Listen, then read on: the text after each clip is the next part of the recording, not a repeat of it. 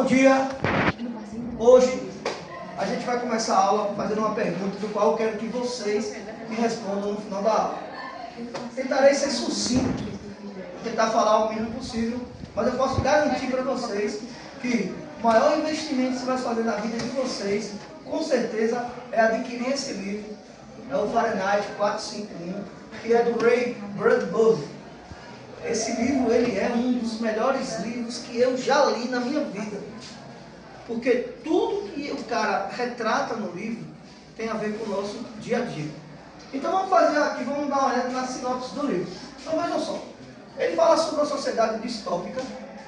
A palavra distópica é o contrário de utopia. Então, se tem sonhos, aqui não tem sonhos, tá? E os livros, eles são proibidos de serem lidos.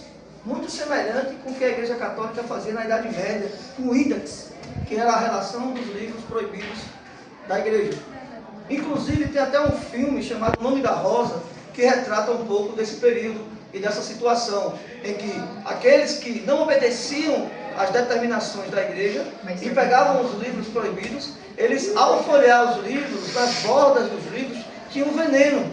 E a maioria das pessoas tem mania de, ao folhear as folhas, passar a mão na língua e depois folhear. Então, quando a pessoa fazia isso, estava contraindo o veneno que era colocado nas folhas do livro e acabavam tendo alucinações e acabavam se matando, pulando das janelas e tal. Então, o filme fala justamente sobre isso, do poder que a igreja tinha em proibir a leitura do livro. E esse livro também fala um pouco sobre essa questão da proibição da leitura.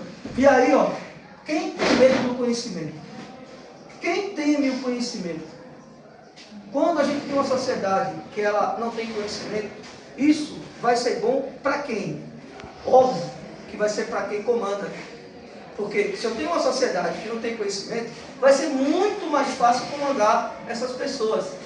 Muito mais fácil. Então esse livro ele retrata justamente isso. E é o grande divisor de água para que você comece a analisar e comece a perceber a importância, a valorização que você tem que dar ao conhecimento, para que você comece a pensar totalmente fora da bolha, do qual aqueles que nos comandam gostam muito que nós permanecemos lá. Tá? Então, uma outra coisa, os bombeiros, eles têm uma função diferente no livro. A gente conhece o bombeiro no sentido dele apagar o fogo. No livro, o bombeiro é ele responsável para queimar os livros. Eles que vão atear fogo nos livros para impedir que a sociedade possa ter acesso ao conhecimento, ter acesso à leitura. Refletindo a supressão do pensamento crítico. Olha, só tem uma forma de você começar a pensar criticamente, é quando você se aprofunda na leitura. Eu até costumo brincar e dizer, olha, a gente precisa mais conversar com os mortos. Não é uma questão de conversar com os mortos no sentido de transcendental, não, de transcendentalismo, não. É no sentido de você pegar autores antigos, livros clássicos, e você começar a ler para que você possa ter uma dimensão maior desse mundo, desse universo que a gente vive. Tá? Então, conversar sobre isso. Há uma supressão hoje, ou seja, não se quer que você seja crítico. Tá? Há um consumismo extremamente desenfreado, as pessoas só ficam pensando em consumir, em bens materiais, e esquecem de que o bem espiritual é muito mais importante que o material. De que a felicidade está na coisa mais simples. A gente viu na unidade passada, justamente que o Thoreau falava justamente sobre a simplicidade do que é a felicidade. De que a gente pode ser feliz com coisas simples. Que a gente não precisa acumular bens materiais para a gente buscar a nossa felicidade, não. Agora, primeiro, a gente tem que encontrar essa felicidade dentro de nós mesmos, para depois a gente tentar buscar em outras pessoas. Tá? Então, o autoritarismo, a gente vive hoje numa sociedade de extrema-direita que vive pregando o autoritarismo. Tá? A gente vive hoje com o poder da tecnologia, porque a tecnologia ela pode beneficiar, mas ela também pode te atrasar. Exemplo disso são as fake news. Então se coloca tanta fake news hoje na internet, nas redes sociais, com um propósito de enganar as pessoas, um propósito de confundir vocês. E isso, o Ray foi muito enfático em relação ao poder que a tecnologia tem para poder manipular e controlar as pessoas. E aí eu vejo a importância desse livro em virtude disso. A obra é um chamado à valorização do conhecimento. a gente precisa valorizar o conhecimento, a reflexão e também a liberdade de expressão. Não é? Então, fica aí o pessoal falando, não tem liberdade de expressão, não tem isso, não tem aquilo. Nada disso. Não é bem assim. Não funciona assim. Não é? Se a gente vivesse numa ditadura, provavelmente essas pessoas que foram condenadas não teriam chance nem de serem julgadas. Porque durante a ditadura militar, muita gente foi silenciada sem direito a um julgamento. Porque o julgamento era feito de forma unilateral. As pessoas não tinham direito à defesa. As pessoas não tinham direito ao contraditório. E hoje as pessoas falam que a gente vive uma ditadura, mas isso não procede, isso não tem base nenhuma. Bem, até porque hoje as pessoas trabalham em cima do processo de alienação e desinformação. Para quem está dominando, quanto menos informação, melhor. Quanto menos conhecimento, melhor.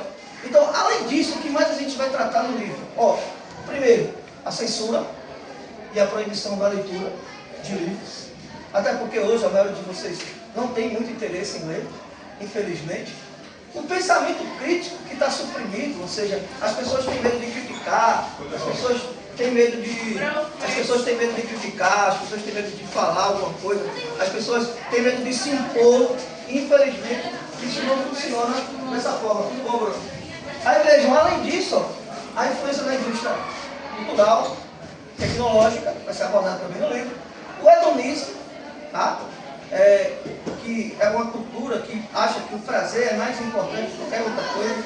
Então, muitas vezes esse prazer é desnorteado. Né? Então, a cultura do prazer, como se o prazer fosse o objetivo mais importante de um ser humano. E não é por aí. Entendeu? O consumismo. Gente, há uma inversão muito grande hoje dentro da sociedade. As pessoas estão amando as coisas e usando as pessoas. Não é? Meu celular, minha moto, meu isso, meu aquilo. Eu lembro que uma vez, na rua, alguém estava ensinando um namorado, estava ensinando a namorada a andar de moto. Ela levou uma queda e ao invés de ele ir socorrer ela, ele foi socorrer a moto. Né? Eu corri para socorrer a menina, aí eu levantei, eu vi que ela tinha machucado o braço, a perna.